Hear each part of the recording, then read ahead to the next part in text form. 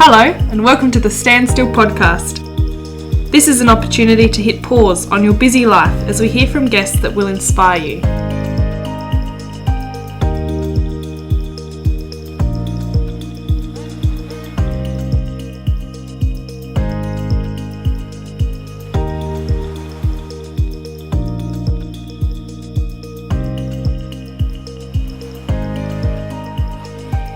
Hey Josh, hey EJ, all our listeners out there, welcome to episode number 4 of the Stand Still podcast. It's amazing we've got episode 4 already. I know, it's gone so quickly. We've had a little bit of a break between episodes, but we're back into it, and we've got Sam Luke for this episode, which is going to be awesome. Yeah, he's going to be talking to us a little bit on reflection and really taking notice on things in your life. Yep, and like from some of our discussions with him beforehand, it seems like it will be really positive, but about taking notice of what happens on around you and how you use those moments or those landmarks in your life to make a change and to transform your life. So, yeah, it should be good. And towards the end of the episode, we've got the Street Talk segment. Yeah, to hang out for that Street Talk segment, we've got some of you guys that we interviewed earlier on in the year. So it'll be great to have your thoughts on conference. Yeah, so we'll just jump straight on into our interview with Sam Luke, and looking forward to it. Sweet.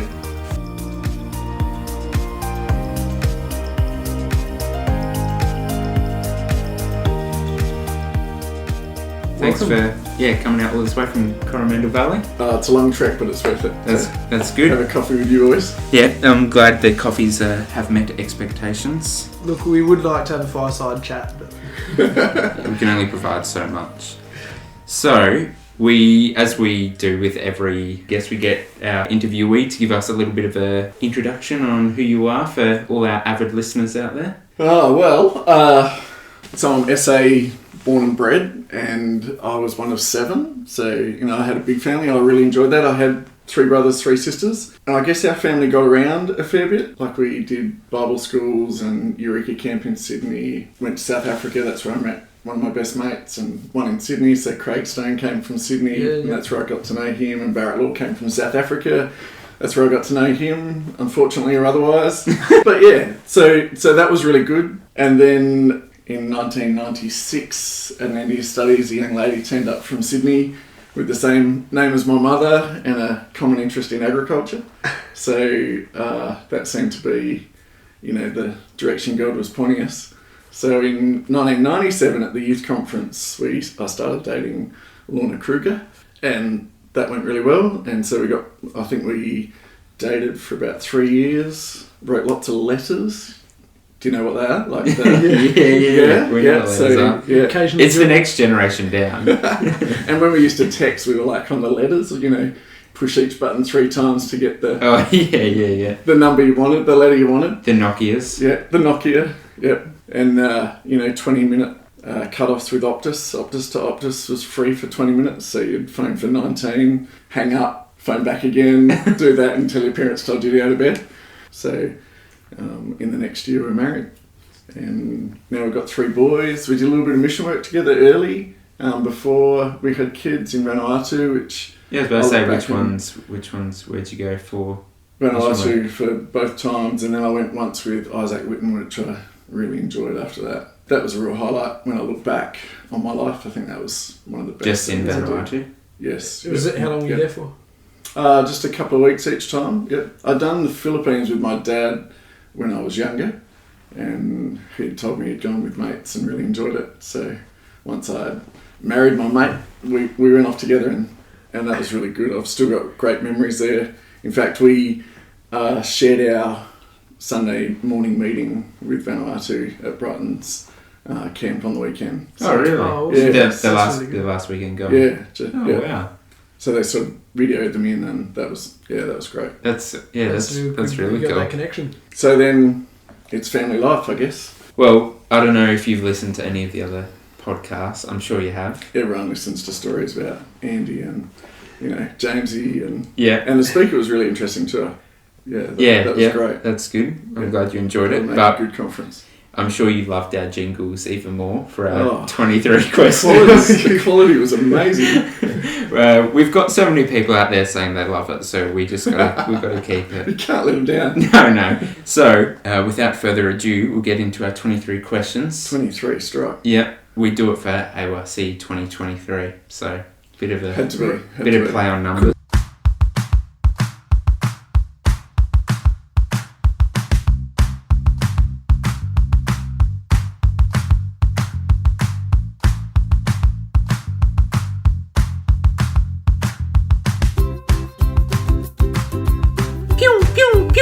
Rapid fire questions heading your way. 23 questions coming today.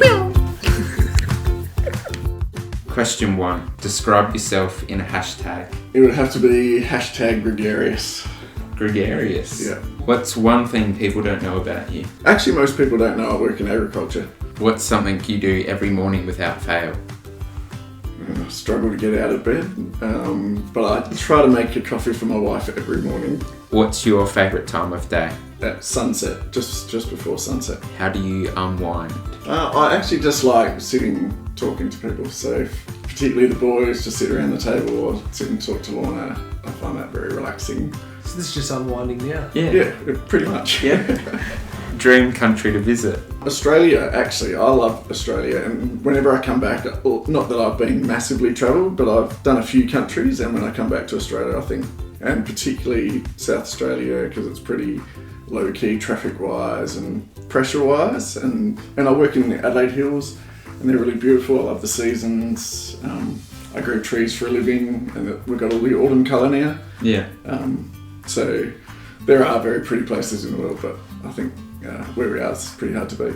Window or aisle seat? Always window. I always like to look out over the wing. Favourite app? Well, I was going to say Good Chris Elfian's talks, but my boys said that's not an app, Dad. That's just, that's on the podcasts. So, podcasts. If you could have one superpower, what would it be? It would have to be memory. My memory's not great and it really bothers me.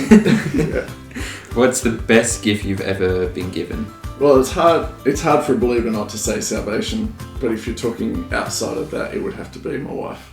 What's your favourite board game? Probably Pictionary. I like people using their imagination and everyone gets pretty excited. Yeah, I was about to say that's one everyone gets pretty riled everyone's up. watching and seeing how it's working. What's your favourite colour? Teal. Least favourite colour? Sickly, washed out yellows and pinks and stuff, but particularly a sickly yellow. Just not nice? No. Probably don't need to ask this, but coffee or tea? Yeah, well, actually coffee in the morning and tea at night, and coffee with one sugar in less. It's as good as this one your dad made me. Where I could have got away, I think, without sugar. Dark chocolate or milk chocolate? Definitely milk. Stairs or elevator? Stairs. Elevators are not much fun. Summer or winter? Summer, yep. A skill you're working on mastering? Probably as I get older, just concentrating in the downtime. So in the lazy moments, still trying to use that time for something useful. So I guess one I'd think of is driving to work, and I can either put on the news, which I'm always just interested to listen to for local and international, and just be a bit of a news junkie. But sometimes if I just turn it off, I'm amazed with how useful a bit of quiet thinking time can be. Yeah. Sweet or savoury? Sweet. I always like dessert, which surprises some people. Lots of people don't have dessert, it seems, but we pretty much always do. What's your favourite sport? Not that I've been doing heaps of this, but I actually enjoy writing the most. If you could teach one subject in school, what would it be? I'd be split, and I guess they're linked, but I would do either ag, because I'm in agriculture, or biology if ag wasn't an option. Yeah. Ecclesia that you grew up in? Be right on. And favourite topic in the Bible to study? I love the themes in Isaiah and in John. It's passages that carry a theme that you can just keep on mulling over and building on, and they build pictures in your mind that you can come back to later. And I think, and that you can trace over time. Yeah. So I'm probably not so much a technical studier. I like things that are visual and emotional, I guess, as well, and then I can just build on them. I can carry them in my head in the car and build on them. Yeah, okay. That's good.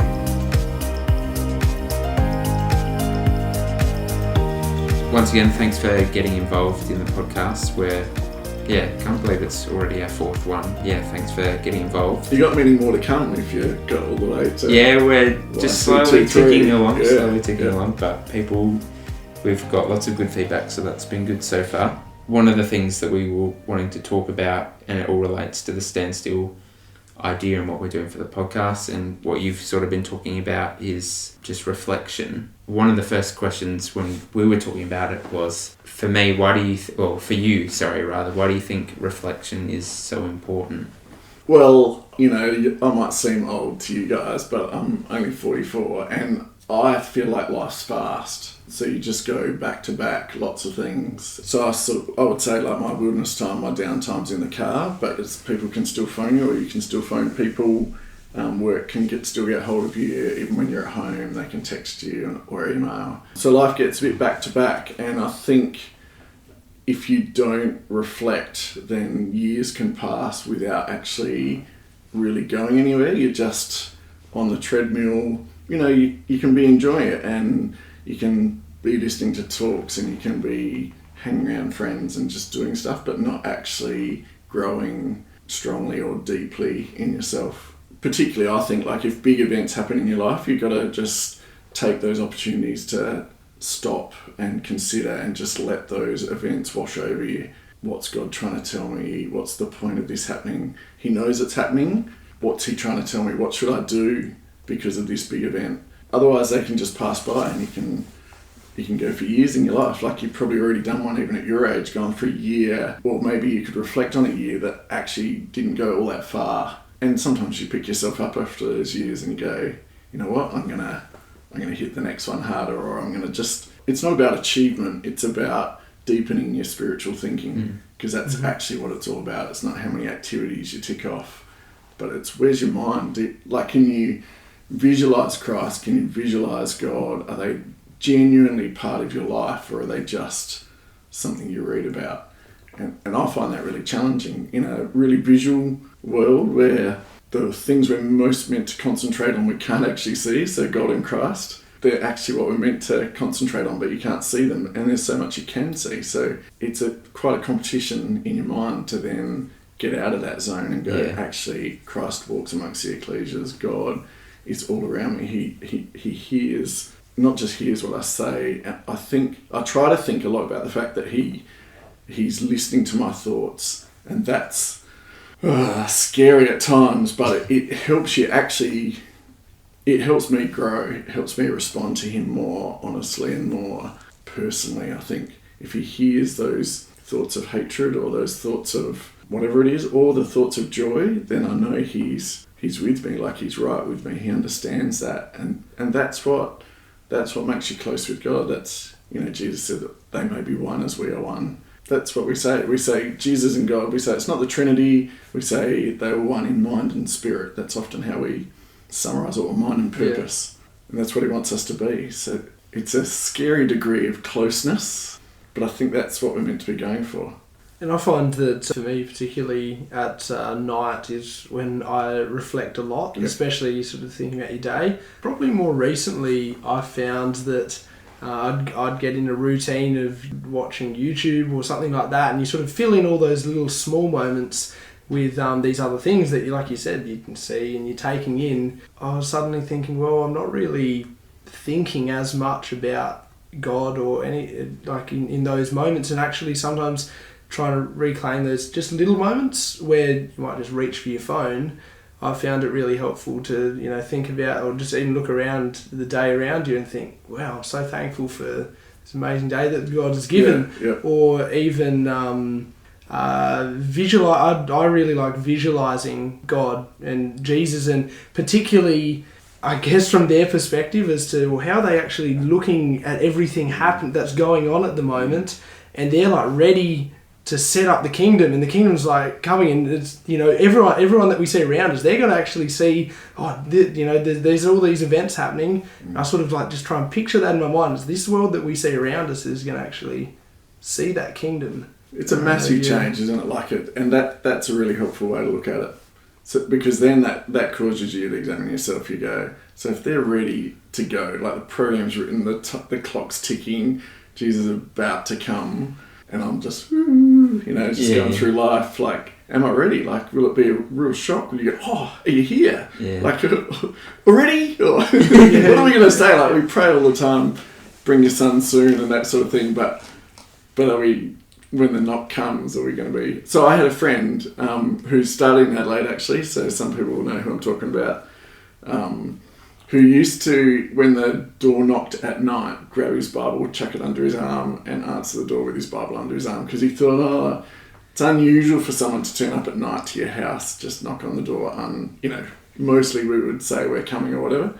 So he just used to do it in anticipation it could be the angel, it could be the moment. Well, there's so many times where you feel like that's going to be the case, and it's one of those, you probably almost in that split second reflect the most on your life when you get that one moment in your life, or an event happens where you're like, is Christ actually returning? And you probably also, for me it's probably a little bit of panic mode, but it's you probably do almost reflect the most in those little split seconds, like you said before, like, am I actually ready? It's important to do. We talked a little bit about it in episode 1 with Steve, and sometimes I find when like life can consume me a little bit, pressures at work or uni or whatever it might be, things start to mount up. I found coping mechanism or time to sort of withdraw myself from a certain situation is, like Josh was saying, is to sort of withdraw myself from my sort of insular view and to just imagine that like God is actually working all around the world.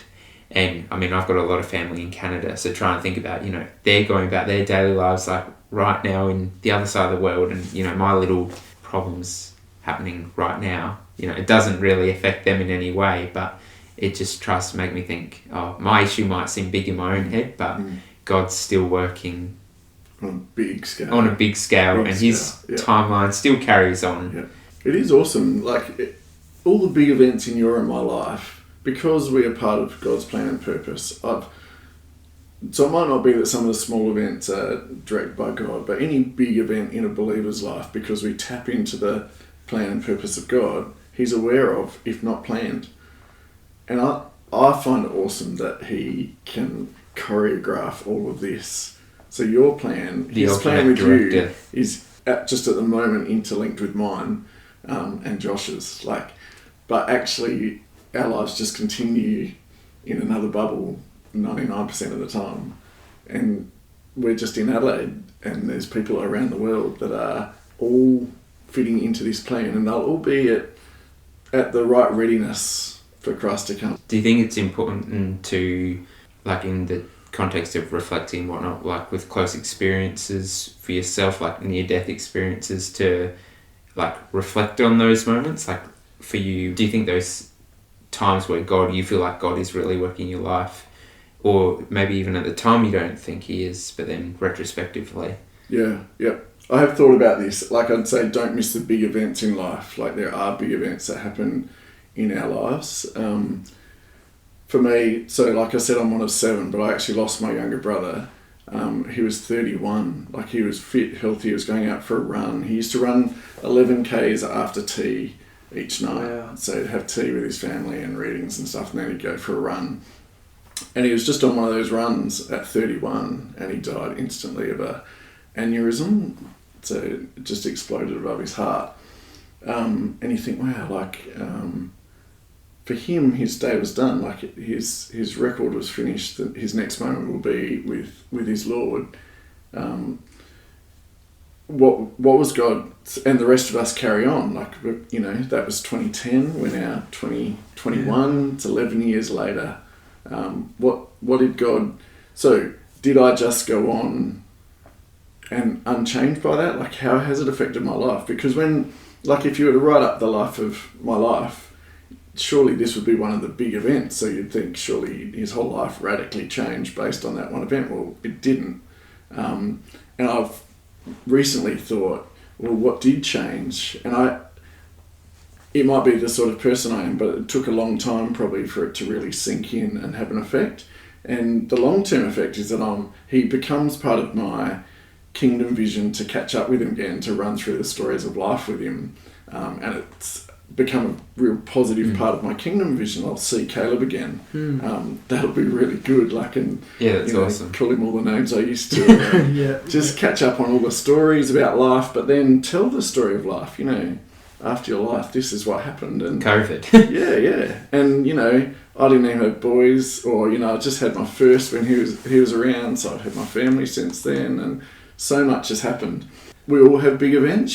For some people it might be something like a parent came into the truth, like one of their parents came into the truth, or their family came into the truth. And that might have happened years ago, but that was a big event. Like, in terms of God's planning, that was a huge event in that family's life. And maybe the young people out of that family, like, do they reflect on that? Do they pick up on how significant that was?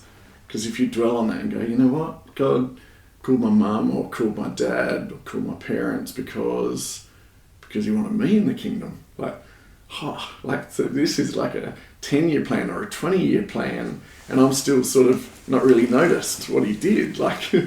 And you might have things like that happen in your life as well. And when I was trying to think about that in the context of coming out of Egypt, I thought, eventually you get into the land and Rahab's there.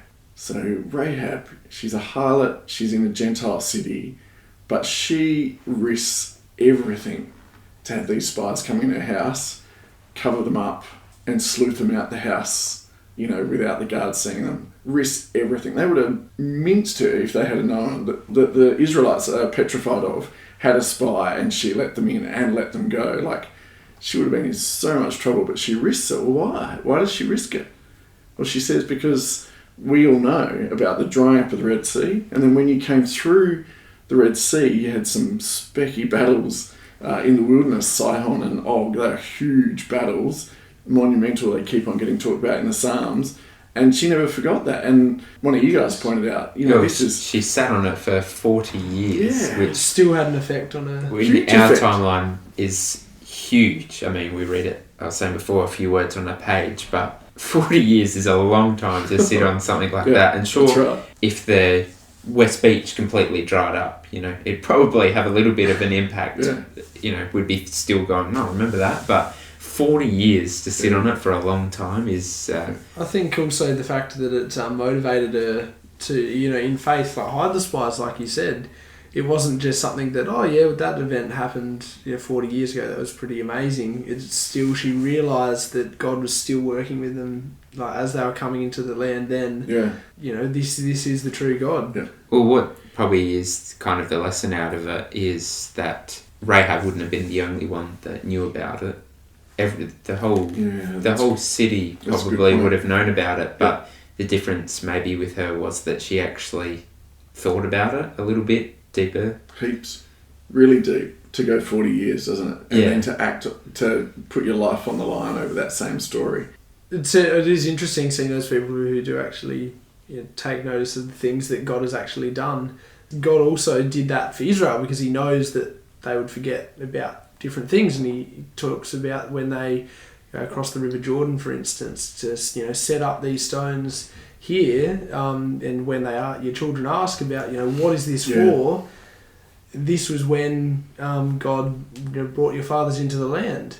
And it's interesting that God sort of puts those monuments or landmarks, if you like, there deliberately for them to go, remember what he's done here, and remember what he did back there at the Red Sea, which seems to be constantly referred to. All through the Psalms. It seems like God puts these landmark moments, which I guess for them is as a physical thing, having a pile of stones or like a physical event.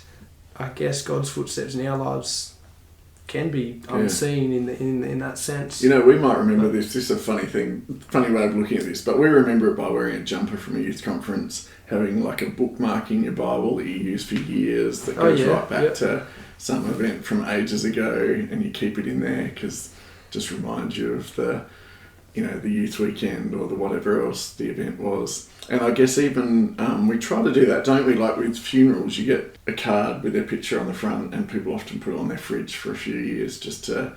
And I think that is how we... And I mean, this photo of Caleb, actually, we've had that on our fridge ever since he passed away as well. So like for 10 years or 11 years, that's just sat there just saying, don't forget him and don't forget the resurrection that's coming. So that's a good way. I've got a few older brothers and sisters that have passed away that I really valued, and I've got them stuck up on next to my desk. Yeah. Yeah, so they're good landmarks for us. Do you find, I mean, for a lot of young people and people listening, there might not necessarily be times where they've had huge landmark moments in their life or life-changing moments, but maybe they've had close friends or like gone through sickness or family circumstances where you like maybe God is forcing them to reflect on or learn lessons rather. Do you think God works in that sort of way? Totally. I know, like being really honest, like if you grow up in the truth, often we, so some people are more analytical perhaps and make a big decision whether they're going to stay with the truth or not. But a lot of Christadelphians, there's so much good stuff going on that you sort of float along, and at some point something jogs you to decide whether you're going to get baptised or not. And often that's a friend that does, and you start seeing them take the truth a bit more seriously or get a bit more interested in whether it is the truth and how to prove it and first principles and doctrines, that we believe or don't believe. And they start getting their head around it, or they get fired up about current events or prophecy, that sort of thing.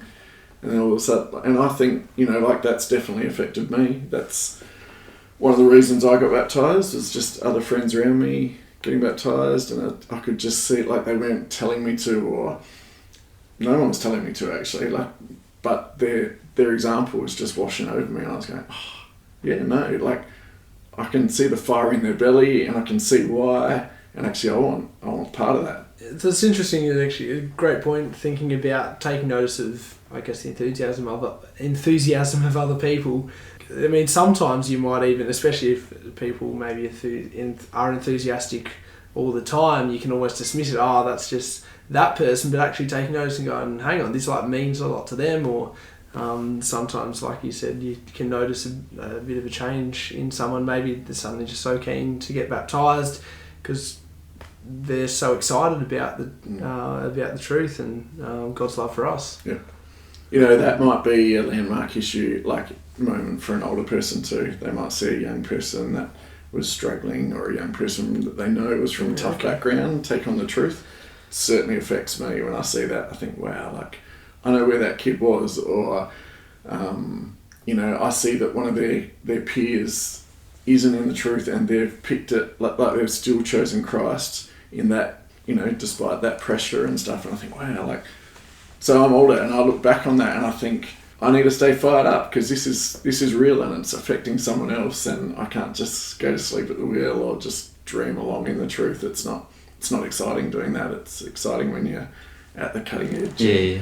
Reaffirming your faith and discussing it with people and growing. That's the best bit. Because we're talking about in the context of taking notice of God working in your life, but just in terms of even world events, I think even taking notice of world events that's happening, using those as motivators to, I guess, rekindle your faith. Because I know, actually, now I'm talking about it, one of the motivators for me getting baptised was all the stuff that was happening in the UK with all the Brexit thing, and it was very topical, and someone in our family chat just sent a message just about all these prophecy quotes. It was really in the moment of Brexit, and it really hit a core with me. I was like, wow, Christ is literally going to return.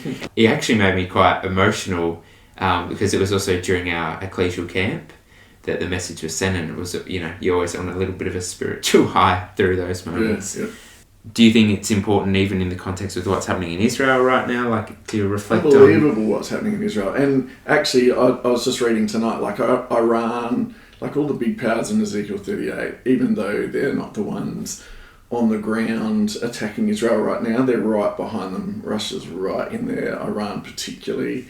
They're just feeding weapons in. I was reading just before I came that Hamas that wants to rule in Gaza, so the Palestinian Authority actually are the government, they're the ruling party, but Hamas is this rebel group that keeps on fighting Israel. Mm-hmm. Iran is really trying to keep the battle going. They want Hamas to take over the Palestinian Authority Yeah, right. for them to lose the vote or, lose control of their... And then they've got this rebel group right in the south of Israel that they can just pop the missiles over from.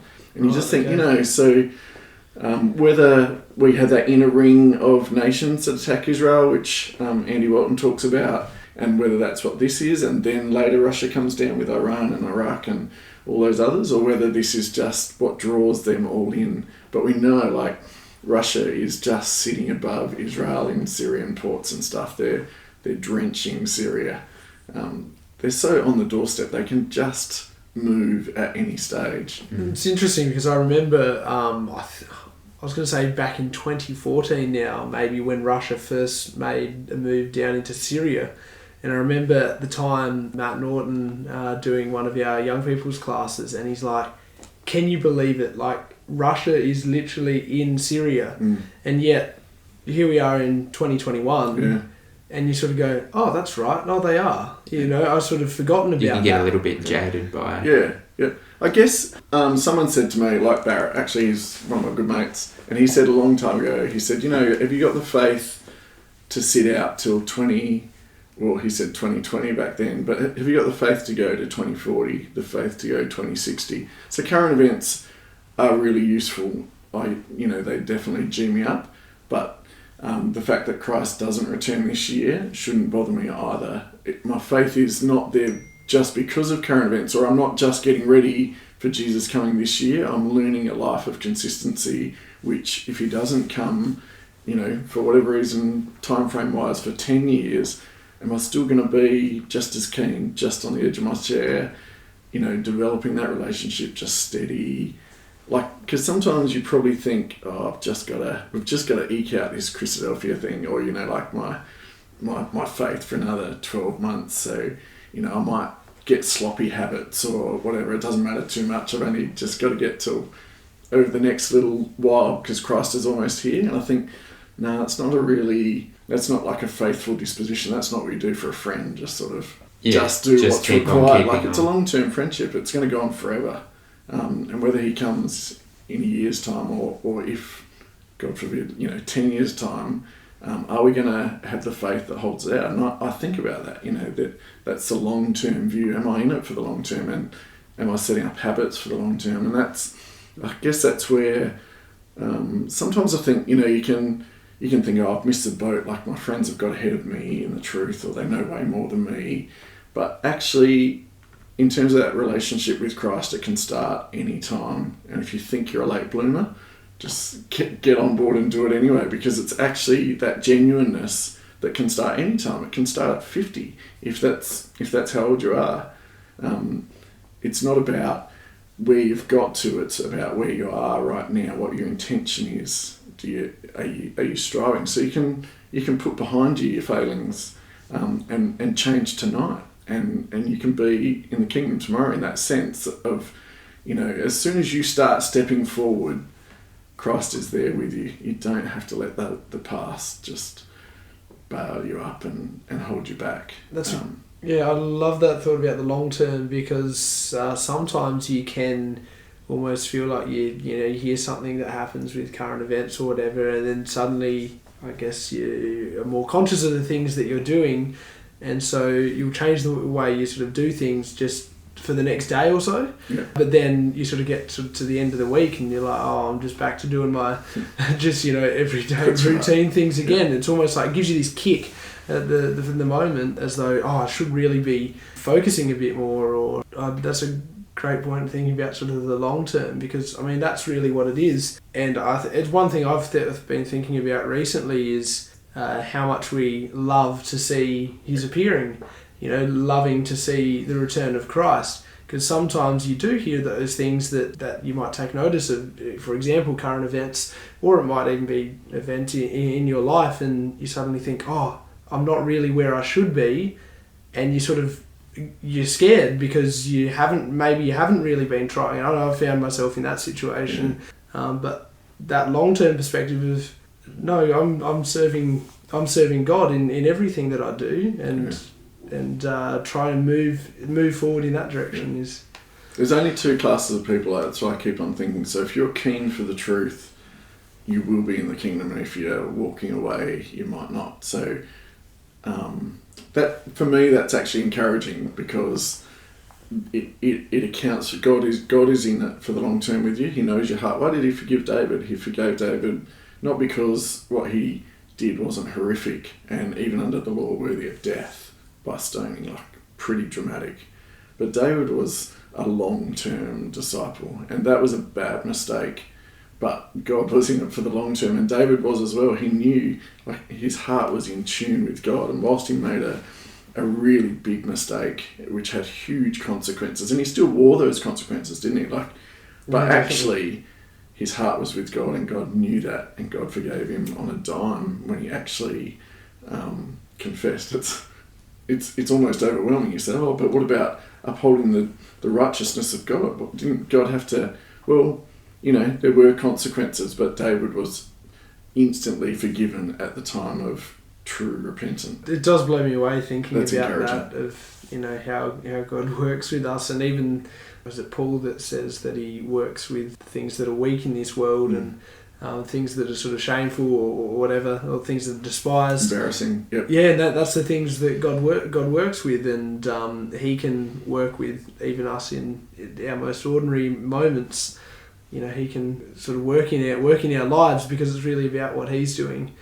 And that's, I think, the shift in focus that, or something I've been thinking about recently, is how much we often focus about, what are we doing? What am I doing to get back on track?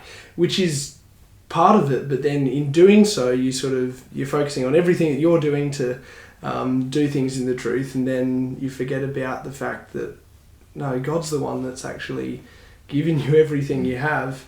And well, that's what reflection does, doesn't it? It helps you isolate your motives and your reasoning, all that sort of thing. So then you can be acting by faith, not by not thinking you're saving yourself. You can say, it's good to be involved in the truth, obviously. So why am I? Do I just choose the jobs out the front? Do I, all those little, you start teasing out your motives. And I've done that myself. I think I'm a pretty straightforward person by nature. And then I sit back and think, actually, but I know people are watching when I knew people were watching when that happened. So, and maybe that's been pretty open, but the heart is deceitful, and you can go along doing things and actually not realise why you're doing them, and reflection will tease that out. You go, actually, no, I don't reckon I did that for the right reason. Oh, that's the whole point why we do self-examination. You're really opening up your innermost thoughts of your heart and mind, I guess. That's the whole reason we do, we self-examine where we are. That's what the pause is really in Bread and Wine when you baptise, isn't it? It's that. It's the standstill moment. It's what's God doing in my life and how am I responding? It's the standstill moment. I always think that should be like a 5-minute sort of thing. Sometimes I'm like, man, I just wish it'd just be like, can we just make that moment a little bit longer? Yeah. But sometimes it's like a minute, and then suddenly, it's the next one. You're on. Yeah, that's right. Or you're getting the knock on the shoulder because they want your little wine glass. Yeah, that's right. I think there's going to be, there's lots of different thoughts, I guess, and ideas in there for people listening. But do you have a message that you really want to get across, in all our discussions? Nothing new. Just what we've talked about. Just don't miss the big things. And it's not that the small things aren't important. And a small event actually might have been big in your life or in your family's life. But at the end of the day, if this podcast makes you think about something, try to pick the moment. So for me, in thinking about this, this time we've just chatted, it was to go back to my brother passing away 11 years ago, and now, at 44, looking back and going, what's happened in that time? And I realised that was, God will clearly say, that was a big event in your life. It'll be part of his plan with me and with all my family and Caleb's family and all that sort of thing to shape us, to mould us. He knew it would come, if he didn't, God allows some things and he makes some things happen, but he knew this would happen and he works everything together for good.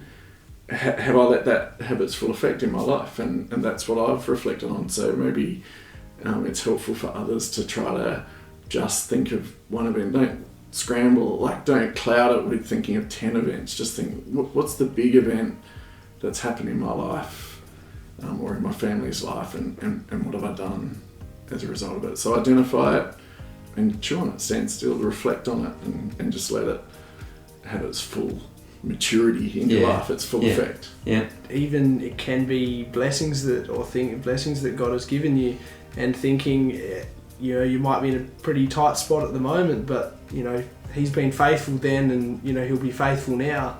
That God's sort of always constant through those events as well. They don't even have to be big moments of negativity, like they can be big moments in a positive way in your life. Yeah. Like I said, like someone's family might have come into the truth, and that's a big calling for God. Like it's a big job to bring someone out of the world. Yeah. Did that happen in your family? Have you soaked up what that means about what God thinks about you and how positive that is? Like, He chose you out of billions of people in the world. Sometimes overwhelming to think about it in that sort of way. Yeah, for sure. Thanks very much for that. Yeah. Thanks for having us. It's so easy to chat with you. We could chat. I was going to say the danger we found with this is that if you don't, we could keep talking all night. If there's not a deadline, it won't. Never end. Thanks for that, and appreciate it very much. It's good. It's a good job, and really looking forward to youth conference and seeing you guys get fired up about it for sure. Oh, that was pretty awesome. So big thanks for Sam Luke for doing that for us. Got any favourite points from that one, Joshua? I really enjoyed thinking of the long term. Not just going sort of from the day to day, but having that mindset that we're always serving Jesus in all that we do. Yeah, and you trying to make those moments in our lives to make an impact on us and actually make us change. And it was really, really good, and really enjoyed it, and hope everyone who was listening enjoyed it. And we mentioned earlier at the start of our podcast, we've got a bit of a street talk. Do you want to give our listeners out there a bit of an idea of what that's all about? I'm keen for this one. So we've gone out to some of you guys and asked you, what's your favourite things about conference, or what do you like? So we've got What are you looking forward to? We've got some veteran conference goers, as well as some complete newbies for conference. Yeah, and it was at for those that were there, the AYC fundraiser tennis tournament near the start of this year. So we'll jump straight on into our street talk. Fantastic. You walk the walk and talk the talk, but we street talk. Street talk. What makes a conference good?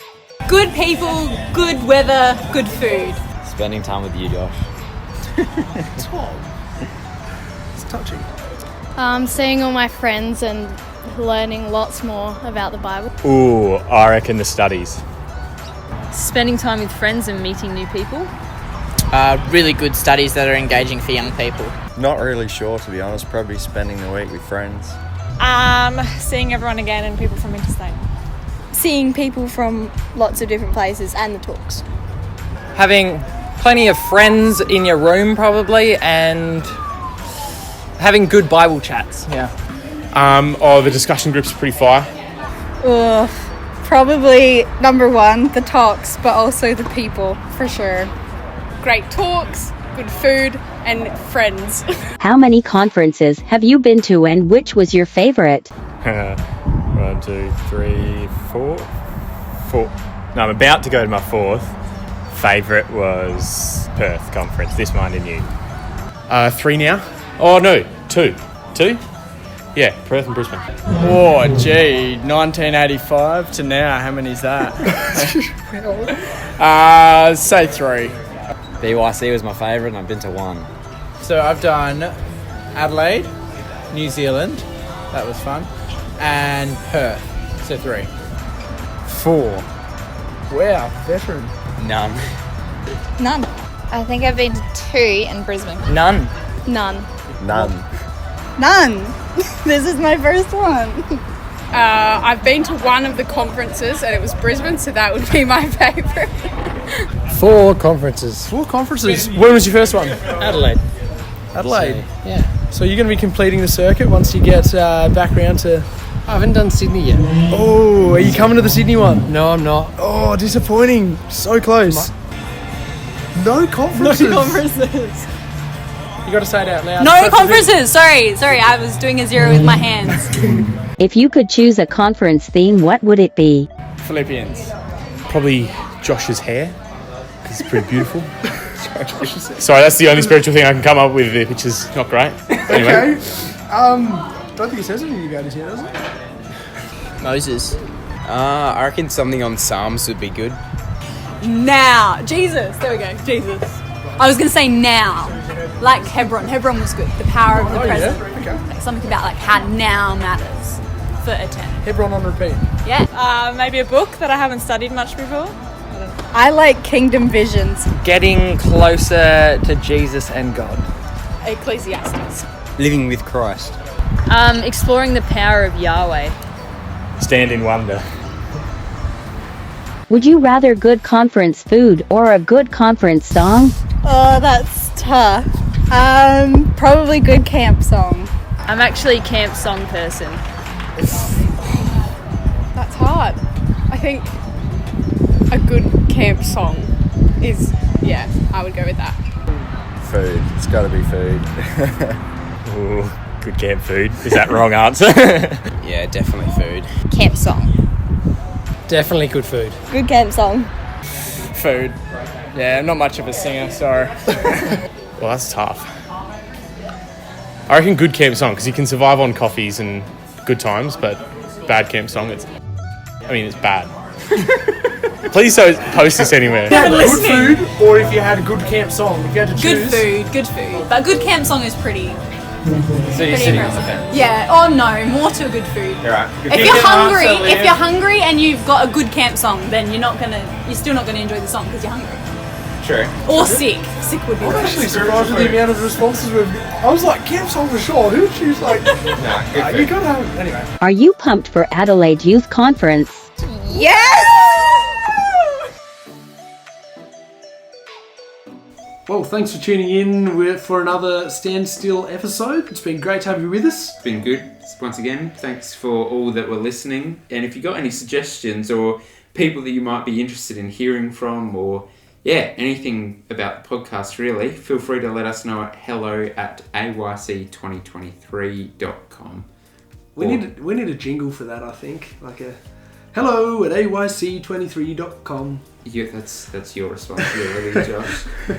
If we've got one for next episode, it means that Josh has done his homework for the podcast. But no, thanks again everyone for getting involved and for listening. We appreciate it. If you've got any things that you've actually put into practice after listening to one of these episodes, let us know. We'd be keen to hear any of your stories that you've got. And I know also that we have mentioned in a few episodes something about some feet or feet warmers. You could call them socks, I guess. They're still coming. Stay tuned and keep sitting on the edge of your seat for those. So hopefully they should be here soon.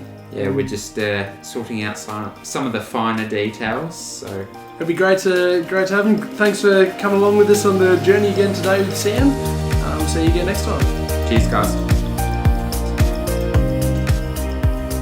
Thanks for listening to another Standstill episode, the official podcast of Adelaide Youth Conference 2023. To listen to past episodes, see highlight videos, and get all your podcast merch, visit our website. If this is your first time, welcome! You can find us everywhere you get your podcasts. The Standstill podcast is released once every month, so we can't wait to see you next time.